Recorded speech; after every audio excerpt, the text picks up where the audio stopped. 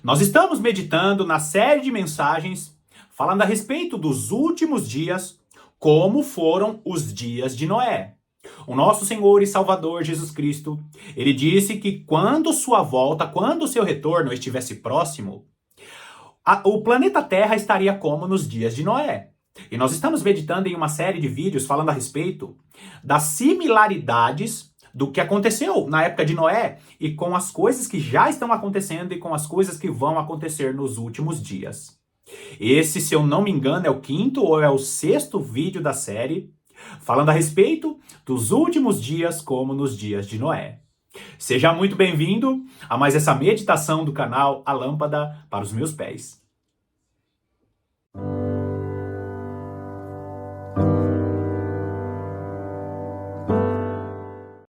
É muito importante que você assista todos os vídeos na sequência, na ordem, porque os vídeos ele tem uma linha de raciocínio e se você parou nesse vídeo aqui, por favor, assista aos vídeos na sequência para que você não pense que eu estou estabelecendo uma doutrina nova ou estou falando algo novo acerca do que está escrito na palavra de Deus. Porque a teologia tradicional, a teologia ensinada e disseminada na maior parte das igrejas, é uma teologia que ensina que Jesus Cristo vai voltar e ele virá com o dilúvio e vai levar e arrebatar a igreja, e a igreja vai ficar 7 anos nas bodas do Cordeiro, enquanto as pessoas vão ser deixadas aqui, porque os textos de Mateus capítulo 24 diz que uns serão tomados para ser arrebatado, e os que serão deixados ficarão na grande tribulação. Quando na realidade não é isso que o nosso Senhor e Salvador Jesus Cristo ele disse. No vídeo anterior eu falei a respeito do perigo de você selecionar as possibilidades da tradução no original grego, porque as palavras no original grego são palavras muito flexíveis. Uma palavra, ela pode significar muitas coisas. E quando nós consultamos o original grego, nós não podemos consultar o original grego para estabelecer uma doutrina. Nós devemos sim consultar o original grego como auxílio, para nos ajudar a compreender todo um contexto. Se você olhar para o que está sendo ensinado ao redor dos seminários na teologia tradicional e comparar com o contexto do que está sendo levado, do que está levando as pessoas, do que está tomando as pessoas, você vai ver que não tem harmonia com o texto. O texto de Mateus capítulo 24, a partir do versículo 37, vai dizer o quê? Que o dilúvio levou a todos. Que o dilúvio destruiu a todos, assim também como foi nos dias de Ló. O que está vindo, levando e destruindo, está vindo e levando, tomando o ímpio. Aqueles que são deixados é justamente aqueles que ficarão para ser salvos, aqueles que terão suas dívidas perdoadas. É por isso que você precisa assistir o vídeo bônus, o vídeo extra que eu postei, foi o último vídeo que eu postei.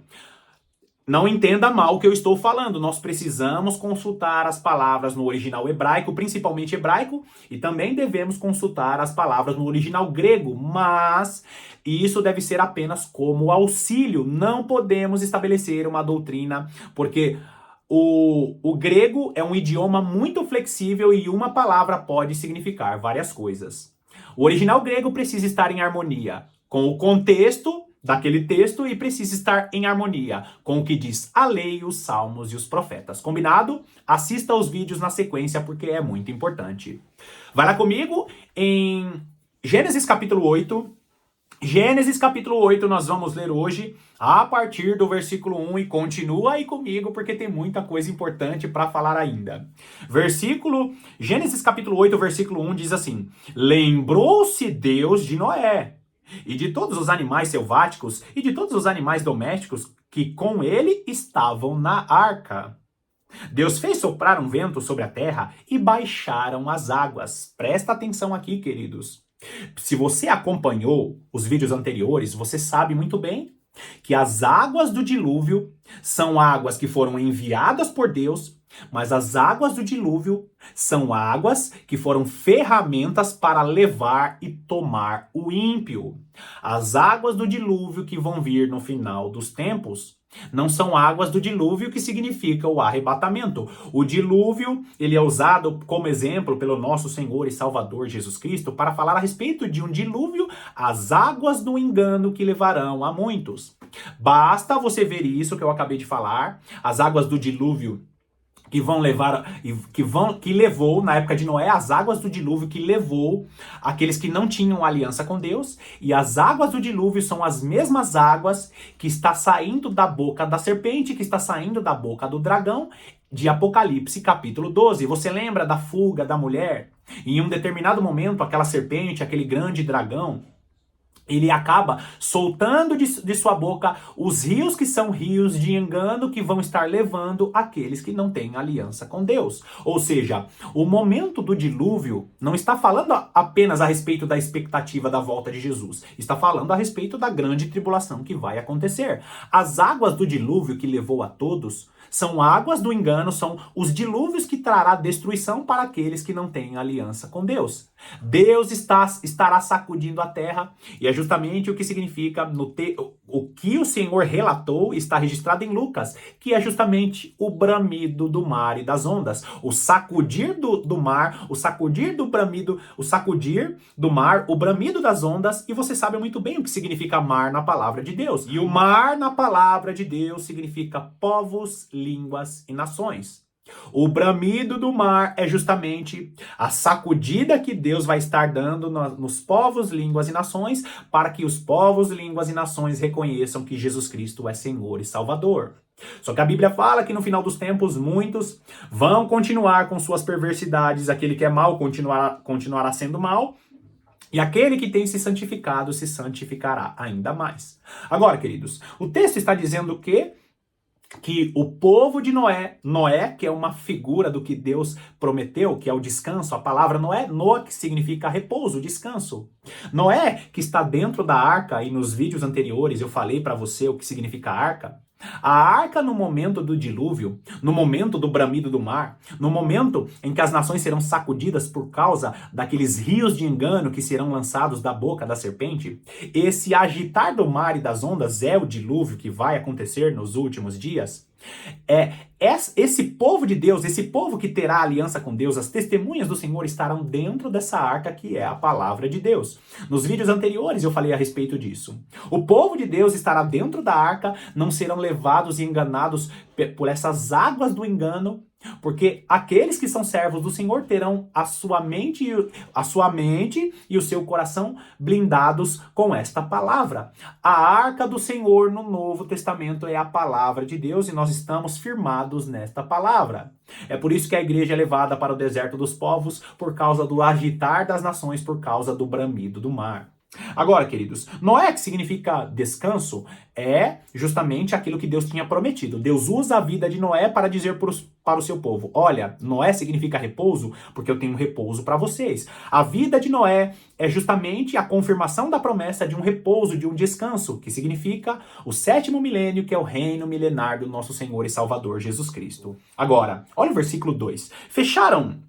Fecharam-se as fontes do abismo e também as comportas dos céus, e a copiosa chuva dos céus se deteve.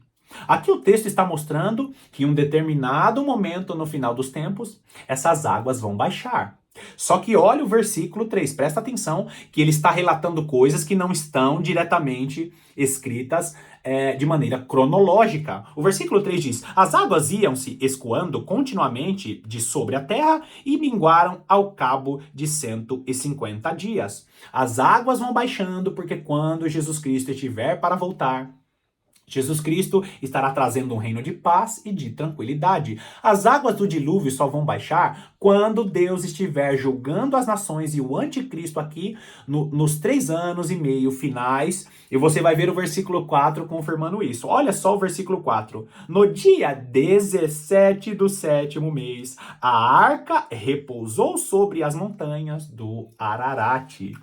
Queridos, quando nós olhamos as conexões Eu falei em vídeos anteriores sobre um novo êxodo, porque Deus usa as palavras do Antigo Testamento para nos mostrar o que vai acontecer no final dos tempos. Deus usou as vidas de Moisés, de Noé, como sombra a respeito daquilo que ia acontecer. Agora presta bastante atenção nesse 7º mês que está escrito aqui.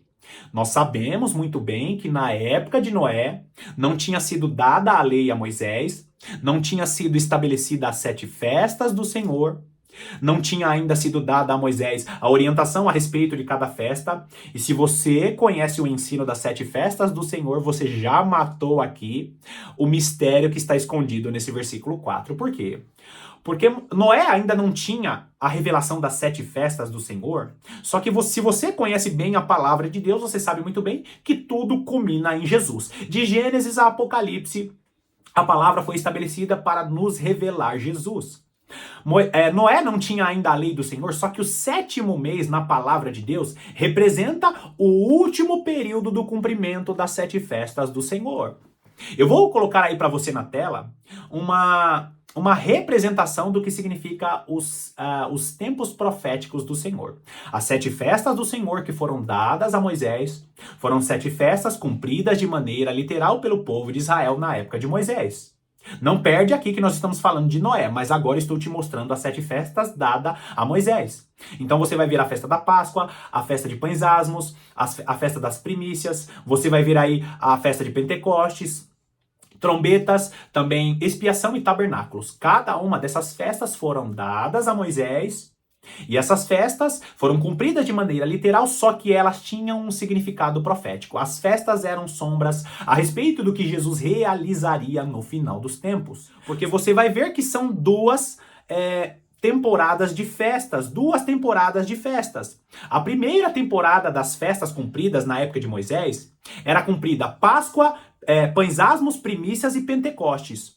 Então, no primeiro mês até o 3º ao 4º mês, essas 4 primeiras festas eram cumpridas.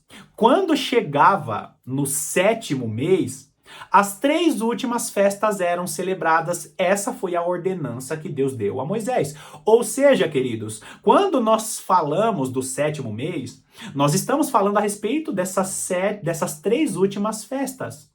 Do mês 1 até o mês 3, mês 4, eram cumpridas as 4 primeiras festas. Quando se iniciava o 7º mês, Deus deu a ordenança a Moisés para que a 2ª temporada de festas fossem cumpridas.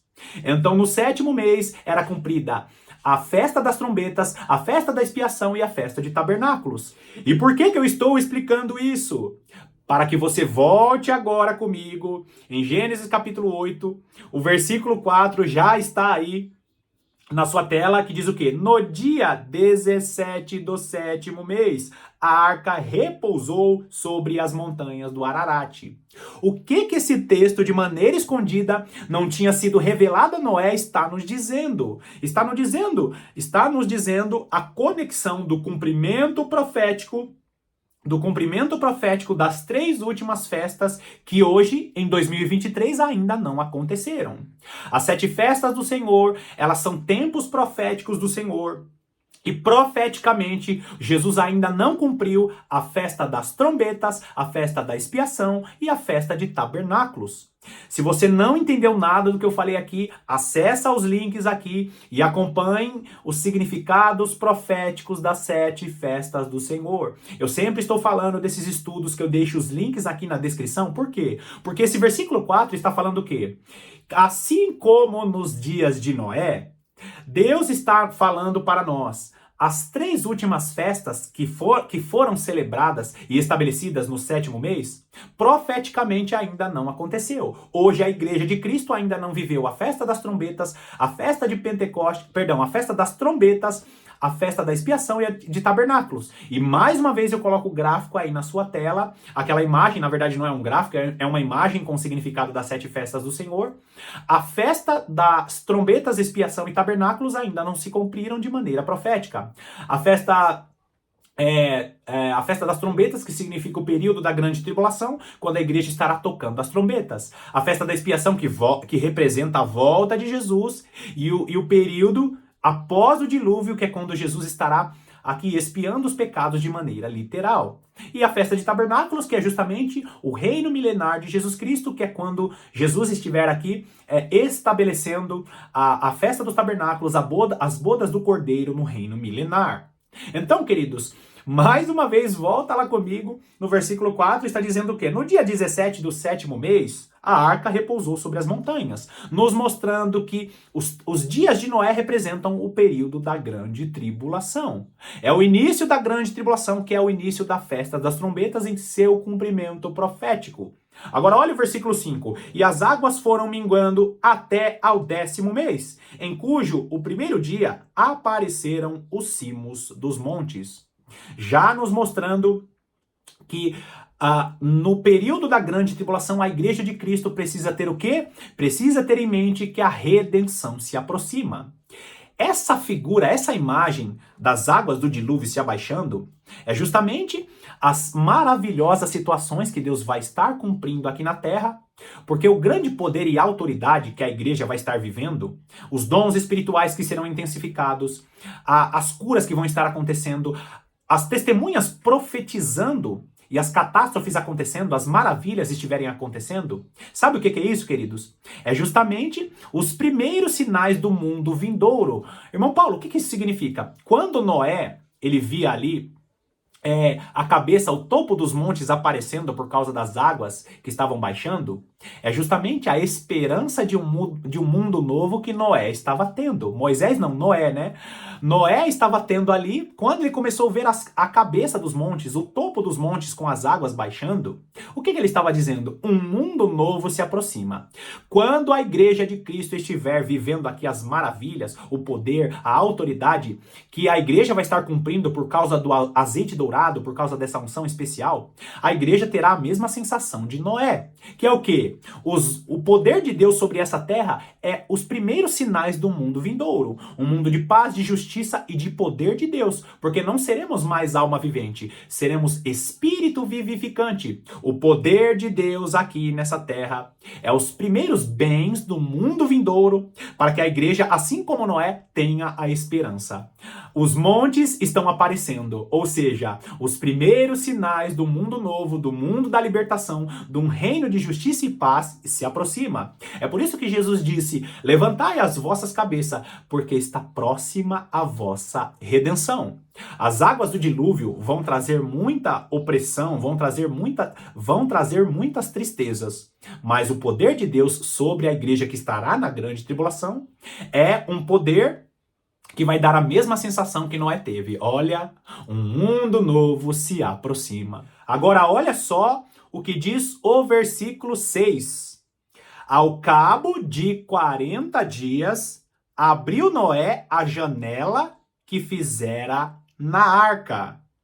Queridos, presta bastante atenção aqui, porque tem revelação preciosa nesse versículo 6. Se você assistiu os vídeos anteriores, você viu e eu te mostrei por que a palavra de Deus representa essa arca. Só que se você olhar aqui, Noé, na arca literal que ele construiu, ele fez uma janela. E para que serve a janela? A janela serve para você enxergar o que está acontecendo fora da arca. Só que se você não estiver dentro da arca, que é a palavra de Deus, se você não estiver conectado com sua vida de meditação na palavra de Deus, você não vai entender o que está fora da arca. Você não vai entender o que está acontecendo ao redor do mundo. Ou seja, eu estou dentro da arca no período do dilúvio, porque eu estou conectado com a palavra de Deus. Nós não somos desse mundo porque nós estamos conectados com a palavra de Deus. Só que não podemos negar o dilúvio que vai estar ao redor do mundo. Então Deus vai nos dar uma visão espiritual diferenciada. Deus estará dando uma visão espiritual diferenciada para aqueles que estarão dentro da arca, porque Deus estará abrindo uma janela mediante a arca, que é a palavra de Deus, para que as testemunhas do Senhor enxerguem de maneira diferente. A janela construída por Moisés espiritualmente para a igreja do final dos tempos representa a visão diferenciada que as testemunhas do Senhor terão no período em que o dilúvio estiver acontecendo. Queridos, Noé, ele teve uma visão privilegiada ao olhar através daquela janela. Só que a igreja de Jesus Cristo, no final dos dias, ela vai precisar ter essa visão que é olhar pela janela da arca. É por isso que não adianta você ficar assistindo TV Senado, não adianta você ficar acompanhando o jornal das televisões diariamente, mas não se ocupar com a palavra de Deus. Eu sou a favor sim de que você se informe, mas quem garante que as informações, que os telejornais, que os jornais até mesmo da internet, quem garante que essas informações são verdadeiras? Eu te garanto que o Jornal do Amanhã, que as informações que estão aqui são verdadeiras. É por isso que você precisa gastar mais tempo ou investir mais tempo olhando para esta palavra, permanecendo dentro da arca, porque no tempo certo Deus vai te dar a direção para olhar para a janela, porque com a revelação da palavra de Deus, aqueles que estiverem dentro da arca no momento certo, Deus vai falar para você, pode olhar para a janela, porque você tem toda a revelação que eu tenho para você que está dentro da arca, que é a palavra de Deus. Agora, queridos, mais confirmações das revelações espirituais que tem aqui nos dias de Noé. Como eu falei em vídeos anteriores, mais uma vez é citado aqui os 40 dias. O número 40, principalmente 40 dias ou 40 anos, nos remete ao período em que o povo de Deus está em um deserto. Você vai ver várias referências na palavra de Deus que o número 40 representa um momento em que Deus está preparando o coração do seu povo, ou até mesmo preparando ou trabalhando no coração do nosso Senhor e Salvador Jesus Cristo, que era Deus, mas também era homem, os 40 dias no deserto. O número 40 representa o momento em que a igreja estará no deserto dos povos. Ou seja, a arca do Senhor não é aqueles cristãos que serão arrebatados. Aqueles que permanecem na arca é aqueles que permanecem na terra. A igreja não estará 7 anos nas bodas do Cordeiro. A igreja estará na grande tribulação, só que ela estará dentro da arca, protegida pelo poder e pela graça de Deus. Eu falei sobre Ezequiel capítulo 20, no versículo 35, que fala a respeito do Israel da promessa indo para o deserto dos povos. E Noé, aqui, a vida de Noé, os momentos de Noé, estão dando aqui conexões para que você entenda. Os 40 dias em que essa arca estava aqui é justamente o que representa a igreja no período do deserto. Só que no período, presta atenção nisso, queridos. Você vai ver que as duas testemunhas do Senhor, que é o cumprimento de Zacarias capítulo 4 e Apocalipse capítulo 11, são as testemunhas do Senhor que vão estar conduzindo a maior parte dos cristãos que vão estar dormindo para isso que eu vou estar falando aqui, para isso que eu estou falando aqui para você. Às vezes eu fico até empolgado e falo alguma palavra errada e gaguejo, mas é porque o meu coração ele fica muito alegre e animado com isso. E ao mesmo tempo temeroso, por quê? Porque a igreja que estará no deserto dos povos é uma igreja que será apertada porque está dormindo para as principais profecias para o final dos tempos.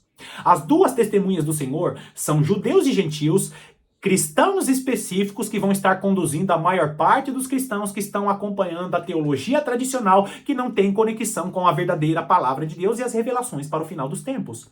Quando você olha para esse versículo 6, o número 40 que representa essa igreja que vai estar indo para o deserto, as duas testemunhas do Senhor será o único grupo de cristãos que vão estar habilitados a olhar para a janela e entender o que está acontecendo ao redor do mundo. Tem muita gente que Deus vai deixar como os animais presos na arca, guardadinhos na arca. Deus vai estar levando para o deserto dos povos porque não quer congregar, por exemplo. Que não quer meditar na palavra, por exemplo. O Deus, com seu amor maravilhoso, e ele explica isso no livro de Oséias, Deus estará levando essa igreja para falar face a face com ela no deserto. Basta você ver Oséias capítulo 2, versículos 14 e versículo 15. E eu a levarei para o deserto para quê? Para lhe falar ao coração. Agora o Israel da promessa é levado para o deserto, mas somente as duas testemunhas do Senhor vão ter habilitação espiritual para olhar para a janela, para compreender antecipadamente o que vai acontecer. E por que isso vai acontecer? Porque as duas testemunhas, que são as duas asas da grande águia, são aqueles que vão enxergar além do que a maior parte dos cristãos enxergam. Queridos, revelações preciosas. E é por isso que eu vou finalizar aqui essa parte que nós estamos lendo em Gênesis capítulo 8. Gênesis capítulo 8, nós lemos dos versículos 1 até o versículo 6, e nos próximos vídeos eu vou estar mostrando para você o que significa esse Noé, esse homem de Deus, olhando pela janela, e o que significa? Ele ter enviado o corvo primeiro e depois ele envia a pomba. Tem grandes revelações aqui que Deus deixou através da vida de Noé, que aconteceu de maneira literal, mas tem revelações profundíssimas para aqueles que se interessam em estar dentro da arca, que é a palavra de Deus, e olhar dentro da arca, olhar para a janela para enxergar além do que a maior parte dos cristãos enxergam. Bom, finalizamos aqui mais essa meditação e eu quero te agradecer pela sua companhia. Que Deus te abençoe poderosamente e eu estou te aguardando aqui para as próximas meditações.